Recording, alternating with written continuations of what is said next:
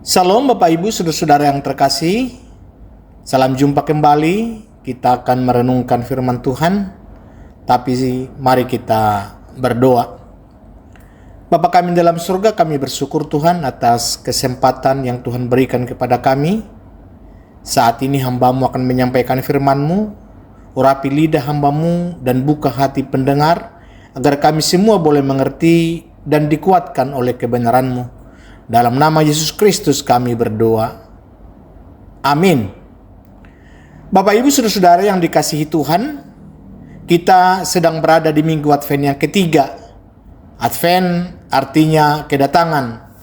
Kita sedang mempersiapkan hati untuk menyambut kelahiran Yesus Kristus. Minggu pertama kita berbicara tentang kewaspadaan. Minggu kedua tentang persiapan. Dan hari ini, hari ketiga, kita akan berbicara tentang pengharapan, karena sesuai dengan tema kita yang ditetapkan, berharap kepada Allah yang menyelamatkan. Saya yakin semua kita di sini pernah menunggu sesuatu dengan penuh harap. Ada yang menunggu hasil ujian, ada yang menunggu panggilan kerja, ada yang menunggu kesembuhan dari sakit penyakit. Pertanyaannya adalah, kepada siapa kita berharap? Kepada diri sendiri? Kepada orang lain, atau kepada Allah? Hari ini kita akan belajar dari Nabi Mika tentang bagaimana berharap kepada Allah yang menyelamatkan, bahkan di tengah-tengah situasi yang paling sulit sekalipun. Bapak Ibu Saudara sekalian, mari kita buka Alkitab kita dari Mika 7 ayat 7 sampai 13. Mika 7 ayat 7 sampai 13. Saya akan bacakan untuk kita. Tetapi aku ini akan menunggu-nunggu Tuhan, akan mengharapkan Allah yang menyelamatkan aku.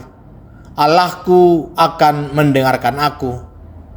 Janganlah bersukacita atas aku, hai musuhku. Sekalipun aku jatuh, aku akan bangun pula. Sekalipun aku duduk dalam gelap, Tuhan akan menjadi terangku.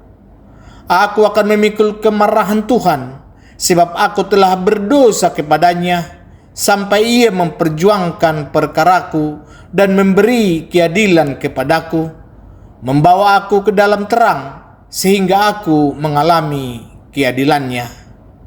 Musuhku akan melihatnya, dan dengan malu ia akan menutupi mukanya. Dia yang berkata kepadaku, "Di mana Tuhan Allahmu?" Mataku akan memandangi dia. Sekarang ia diinjak-injak seperti lumpur di jalan. Akan datang suatu hari bahwa pagar tembokmu akan dibangun kembali. Pada hari itulah perbatasanmu akan diperluas. Pada hari itu orang akan menghadap engkau dari Asyur sampai Mesir, dari Mesir sampai sungai Efrat, dari laut ke laut, dari gunung ke gunung. Ayat terakhir 13. Tetapi bumi akan menjadi tandus oleh karena penduduknya, sebagai akibat perbuatan mereka.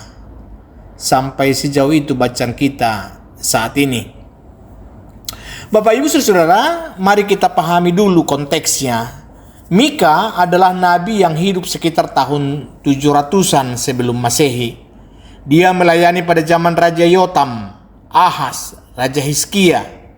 Bayangkan kalau pada saat itu bangsa Israel dan Yehuda sedang dalam kondisi sangat buruk. Secara politik, terancam oleh Asyur yang sangat kejam. Secara moral, masyarakat penuh dengan ketidakadilan sosial. Para pemimpin korup, hakim menerima suap, nabi-nabi palsu berbicara demi uang. Orang kaya menindas orang miskin, yang benar dianggap salah, yang salah dianggap benar. Ini persis seperti kalau kita nonton berita sekarang ya. Ada yang korupsi, ada yang main hakim sendiri, ada yang menindas yang lemah. Sama saja, manusia memang tidak pernah berubah tanpa campur tangan Allah. Di tengah situasi seperti itu, Mika diutus Allah untuk menyampaikan penghakiman, tetapi juga pengharapan. Dan pengharapan itu kita temukan dengan jelas di pasal 7 ayat 7 sampai 13 yang telah kita baca tadi. Sekarang kalau kita bahas dari ayat per ayat ya, ayat 7, tetapi aku ini akan menunggu-nunggu Tuhan. Tadi dikatakan, tetapi aku ini akan menunggu-nunggu Tuhan, akan mengharapkan Allah yang menyelamatkan aku. Allahku akan mendengarkan aku.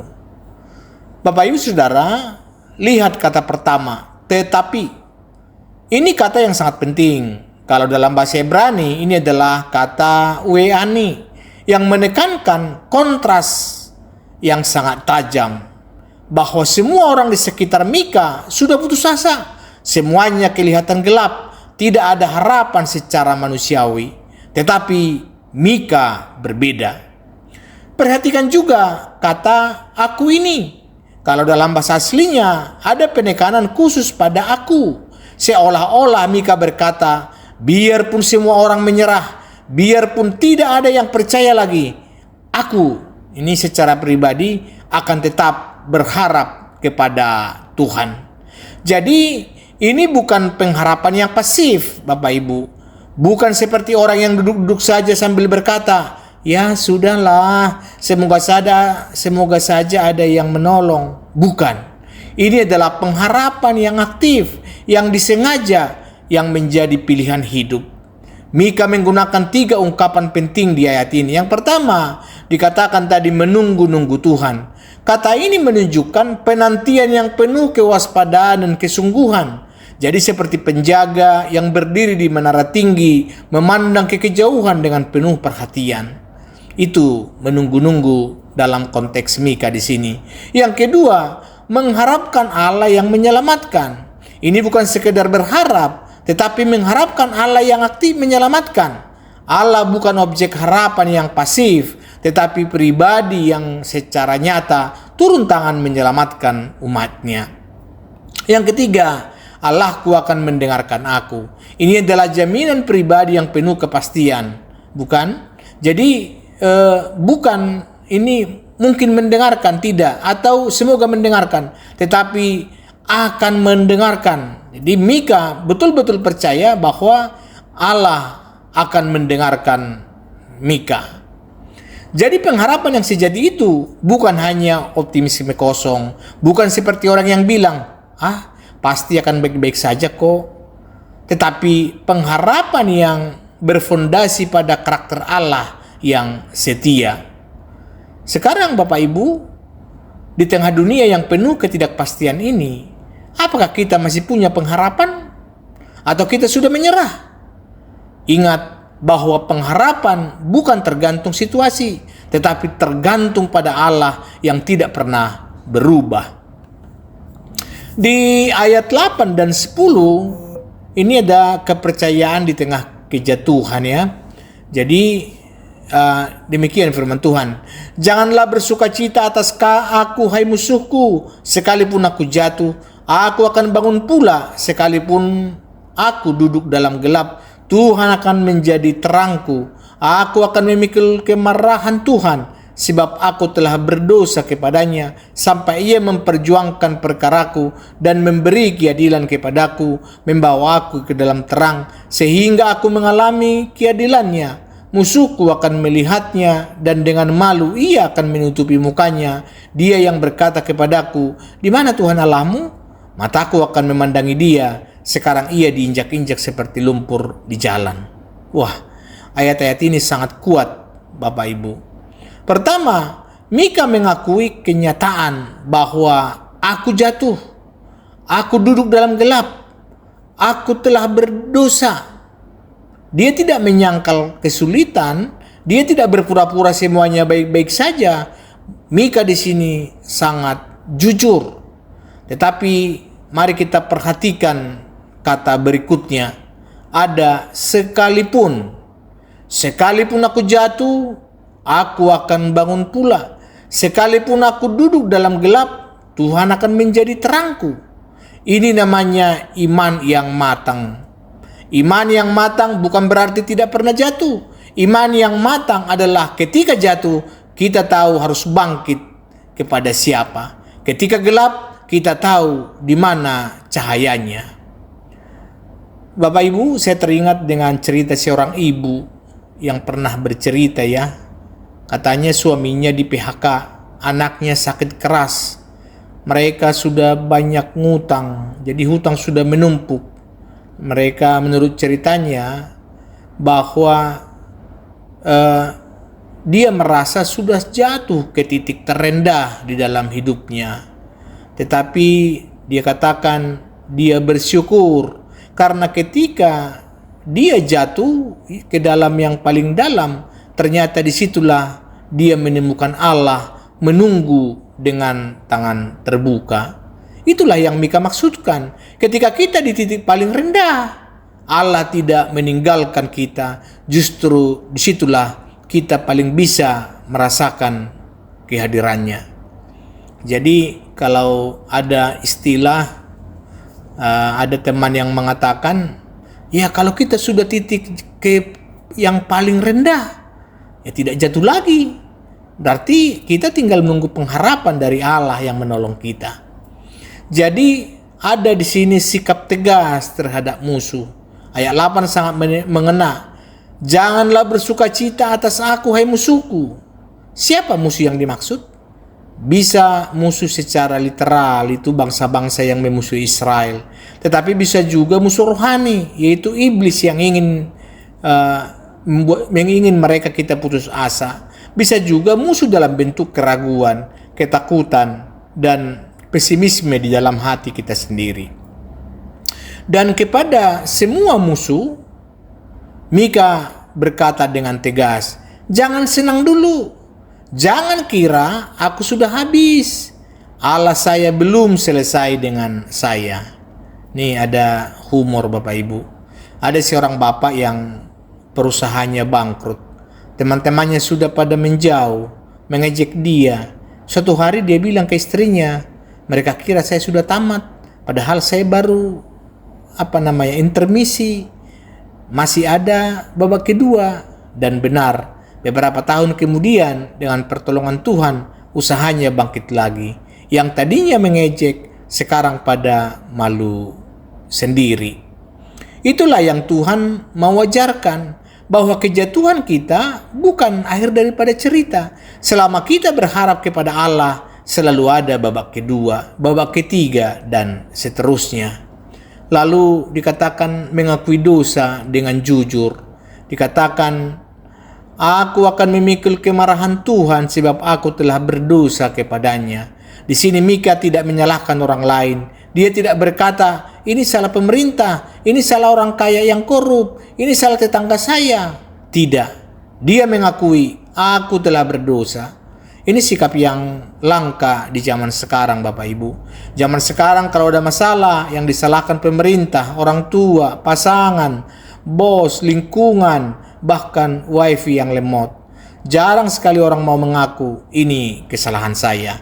Tetapi Mika tahu bahwa pengharapan yang sejati dimulai dari pertobatan yang sungguh-sungguh. Kita tidak bisa berharap Allah mengubah situasi kita kalau kita sendiri tidak mau berubah.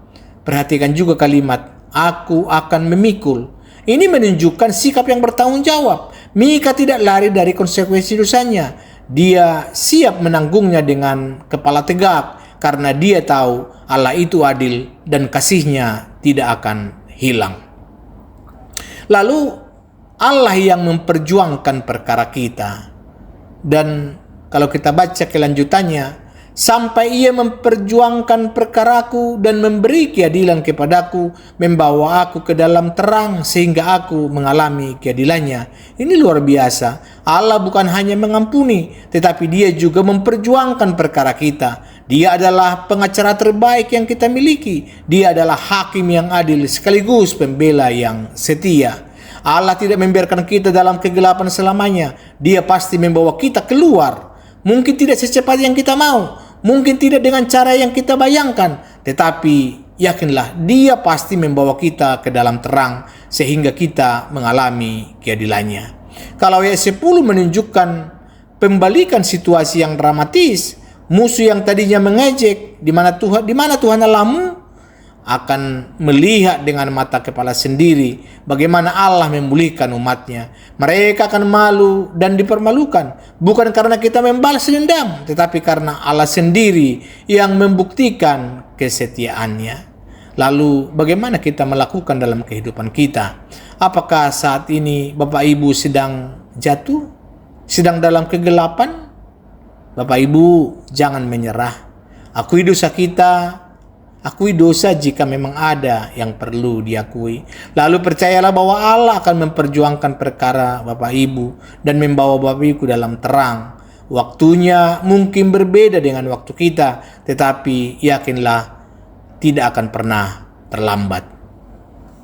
Sekarang kita lihat di ayat 11 sampai 13, itu janji pemulihan. Akan datang suatu hari bahwa pagar tembokmu akan dibangun kembali. Pada hari itulah perbatasanmu akan diperluas. Pada hari itu orang akan menghadap engkau dari Asyur sampai Mesir, dari Mesir sampai sungai Efrat, dari laut ke laut, dari gunung ke gunung.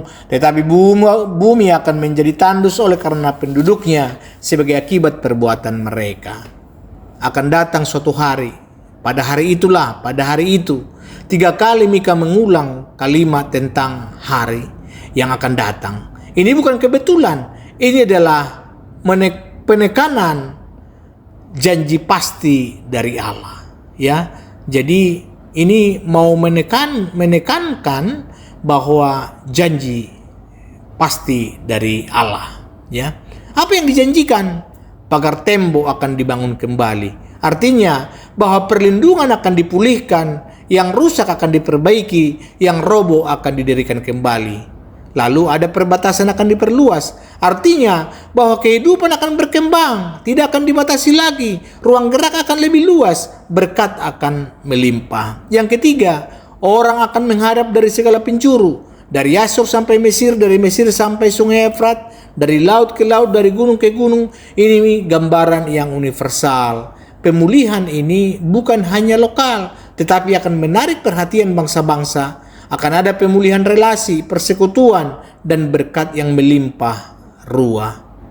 Ini adalah gambaran kehidupan yang pulih total. Bukan hanya pulih seperti semula, tetapi lebih baik dari sebelumnya. Bapak Ibu saudara-saudara terkasih, inilah pola kerja Allah. Ketika Allah memulihkan, Dia tidak pernah setengah-setengah. Dia tidak sekedar menambal, Dia membangun yang baru, yang lebih kokoh, yang lebih indah. Bapak Ibu, coba ingat Ayub. Setelah pencobaan berat, Allah tidak hanya mengembalikan apa yang hilang, Allah memberi 2 kali lipat. Ingat Yusuf, dari budak dan tahanan menjadi Perdana Menteri di Mesir. Ingat Daud, dari gembala domba menjadi Raja Israel. Ketika Allah membawa kita keluar dari lembah, Dia tidak membawa kita ke dataran yang sama. Dia membawa kita ke gunung yang lebih tinggi. Lalu ada peringatan akan konsekuensi dosa. Di ayat 13 tadi mengingatkan kita, tetapi bumi akan menjadi tandus oleh karena penduduknya sebagai akibat perbuatan mereka. Memang ada konsekuensi dari dosa, ada yang diselamatkan dan dipulihkan, tetapi ada juga yang mengalami penghakiman karena menolak bertobat dan menolak berharap kepada Allah. Ini pengingat yang serius bahwa pengharapan kita harus disertai pertobatan yang nyata. Kita tidak bisa terus hidup dalam dosa sambil berharap Allah memberkati kita. Ada tanggung jawab moral yang harus kita pikul. Lalu, Bapak Ibu, masih adakah area dalam hidup Bapak Ibu yang sudah runtuh? Mungkin keluarga, karir, kesehatan, atau keuangan. Percayalah, pada hari itu, di waktu yang Tuhan tentukan, pagar tembok Bapak Ibu akan dibangun kembali. Allah adalah Allah yang memulihkan. Tetapi kita harus betul-betul kembali kepadanya, bukan hanya di bibir, tetapi di hati dan perbuatan. Bapak Ibu, apa kaitannya dengan Advent, pengharapan dalam Kristus? Bapak Ibu saudara yang dikasihi Tuhan, bahwa pengharapan yang Mika nubuatkan ini digenapi dalam Kristus Yesus. Ketika Mika berkata akan mengharapkan Allah yang menyelamatkan aku, dia sedang menantikan kedatangan Mesias, juru selamat yang dijanjikan Allah. Dan 700 tahun kemudian di kota Bethlehem yang kecil, lahirlah Yesus. Dia adalah pengharapan yang dinanti-nantikan itu. Dia adalah terang di tengah kegelapan. Dia adalah cahaya bagi mereka yang duduk dalam lembah kekelaman. Advent mengajarkan kita Allah menepati janjinya. Mika menunggu 700 tahun sebelum Mesias datang, tetapi ketika waktunya tiba, Allah tidak terlambat sedikit pun. Galatia 4 ayat 4 berkata, tetapi setelah genap waktunya, maka Allah mengutus anaknya. Jadi kalau hari ini Bapak Ibu merasa sudah menunggu lama, sudah berdoa lama, sudah bertahan lama, jangan menyerah. Waktu Allah adalah waktu yang tepat, dan ketika Dia bertindak, hasilnya akan melebihi apa yang kita bayangkan. Pengharapan kita bukan pada situasi yang berubah, tetapi pada Kristus yang tidak pernah berubah. Situasi bisa naik turun, ekonomi bisa baik buruk, kesehatan bisa kuat lemah, tetapi Yesus Kristus tetap sama kemarin, hari ini, dan sampai selama-lamanya.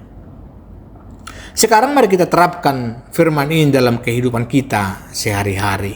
Yang pertama, tentukan pilihan kepada siapa kita berharap.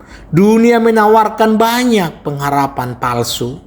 Pengharapan pada uang. Kalau saya kaya, pasti hidup saya bahagia. Pengharapan pada jabatan. Kalau saya jadi pejabat, pasti saya dihormati. Pengharapan pada manusia. Kalau saya punya koneksi yang kuat, pasti aman. Semua itu bisa hilang dalam sekejap. Uang bisa lenyap, jabatan bisa turun, manusia bisa mengecewakan.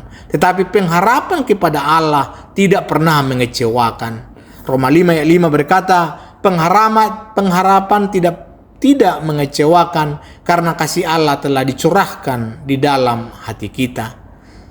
Sekarang yang menjadi pertanyaan bagi kita, minggu ini kepada siapa atau apa saya lebih banyak berharap? Kepada gaji, kepada orang lain, atau kepada Allah? Yang kedua, bangun dari kejatuhan dengan mengaku dosa. Kalau memang kita jatuh karena dosa, jangan disembunyikan, jangan ditutupi, akui dengan jujur di hadapan Allah. 1 Yohanes 1 ayat 9 berjanji, jika kita mengaku dosa kita, maka Ia adalah setia dan adil, sehingga Ia akan mengampuni segala dosa kita dan menyucikan kita dari segala kejahatan. Selama kita mau mengaku dan bertobat, Allah siap mengampuni dan memulihkan. Lalu apa tindakan kita? Luangkan waktu minggu ini untuk periksa diri. Adakah dosa yang belum diakui? Adakah hubungan yang perlu diperbaiki? Lakukan langkah pertobatan yang nyata. Yang ketiga, tetap percaya di tengah kegelapan. Ada waktu di mana kita tidak melihat jalan keluar. Semuanya gelap. Tetapi ingat, kegelapan bukan berarti Allah tidak ada. Mazmur 139:12 berkata, dalam kegelapan pun tidak ada yang tersembunyi bagimu, dan malam menjadi terang seperti siang, kegelapan sama seperti terang. Allah tetap bekerja di balik layar, bahkan ketika kita tidak melihatnya. Karena itu Bapak Ibu, setiap pagi ucapkan doa singkat, Tuhan, sekalipun hari ini gelap, Engkau akan menjadi terangku. Aku percaya Engkau sedang bekerja. Begitu ya. Nomor yang keempat, nantikan hari itu dengan kesabaran yang aktif. Menanti bukan bersifat pasif. Sambil menanti, kita tetap berdoa dengan tekun, bekerja dengan setia, melayani dengan sukacita, hidup dalam kekudusan. Kita seperti petani yang sudah menanam benih. Dia tidak bisa memaksa benih tumbuh lebih cepat, tetapi dia tetap menyiram, membersihkan rumput liar, dan merawatnya. Pada waktunya pasti panen akan tiba. Karena itu kita harus punya komitmen, tetap setia dalam pelayanan, dalam pekerjaan, dalam keluarga, sambil menanti waktu Tuhan. Sebagai penutup, bahwa Advent waktu untuk memperbaharui pengharapan. Bapak Ibu saudara yang terkasih, mungkin minggu Advent ketiga ini menemui kita dalam berbagai situasi. Ada yang sedang sakit dan berharap kesembuhan, ada yang sedang cari kerja dan berharap dipanggil, ada yang sedang konflik keluarga dan berharap damai, ada yang sedang bergumul dengan dosa dan berharap kebebasan, ada yang merasa hidup stagnan dan berharap terobosan. Bapak, Ibu, saudara-saudara semua, saya sampaikan pesan Mika hari ini. Berharaplah kepada Allah yang menyelamatkan. Jangan berharap kepada yang lain. Jangan berharap kepada manusia. Jangan berharap kepada diri sendiri. Berharaplah kepada Allah. Karena Dia mendengarkan doa kita. Dia akan menjadi terang kita di tengah kegelapan. Dia memperjuangkan perkara kita dan memberi keadilan. Dia membangun kembali yang runtuh. Dia memperluas perbatasan kita. Dan yang paling indah, Dia sudah membuktikan kesetiaannya dengan mengutus Yesus Kristus. Pengharapan kita bukan pada janji yang belum pasti, tetapi pada fakta yang sudah terjadi. Yesus sudah datang, sudah mati, sudah bangkit, dan akan datang kembali. Mari kita sambut Natal dengan pengharapan yang baru. Bukan Natal yang sekedar perayaan, tetapi Natal yang mengubah hidup, karena kita betul-betul menaruh harapan kita kepada Kristus. Sekalipun dunia gelap, Dia akan menjadi terang kita. Sekalipun kita jatuh, Dia akan bangkitkan kita. Sekalipun kita menunggu lama, Dia tidak pernah terlambat. Tetapi aku ini akan menunggu-nunggu Tuhan. Itulah keputusan Mika. Itu jugalah keputusan kita hari ini. Tuhan Yesus memberkati. Amin. Mari kita berdoa. Bapa di surga yang maha kasih, terima kasih untuk firman-Mu hari ini yang menguatkan kami. Terima kasih karena Engkau mengingatkan kami bahwa Engkau adalah Allah yang menyelamatkan, yang mendengarkan dan yang memulihkan. Kami mengaku seringkali kami berharap pada yang salah, pada uang, pada manusia, pada kemampuan kami sendiri. Ampuni kami Tuhan. Hari ini kami mau memperbaharui pengharapan kami. Kami mau menaruh seluruh hidup kami di tangan-Mu. Sekalipun jatuh, kami percaya Engkau akan bangkitkan kami. Sekalipun gelap, kami percaya Engkau akan menjadi terang kami. Tolonglah kami untuk hidup dalam pengharapan ini sepanjang hidup kami. Kuatkan kami yang sedang bergumul. Sembuhkan kami yang sedang sakit. Pulihkan kami yang sedang terpuruk. Dan tolong kami selalu ingat bahwa pengharapan terbesar kami adalah Yesus Kristus yang sudah datang dan akan datang kembali. Dalam nama Tuhan Yesus Kristus, pengharapan kami yang hidup. Amin. Bapak Ibu, Mazmur 27:14 berkata, nantikanlah Tuhan, kuatkanlah dan teguhkanlah hatimu. Ya, nantikanlah Tuhan. Selamat merayakan Advent. Kiranya pengharapan kepada Kristus menyala dalam hati kita menjelang Natal ini. Shalom. Tuhan Yesus memberkati.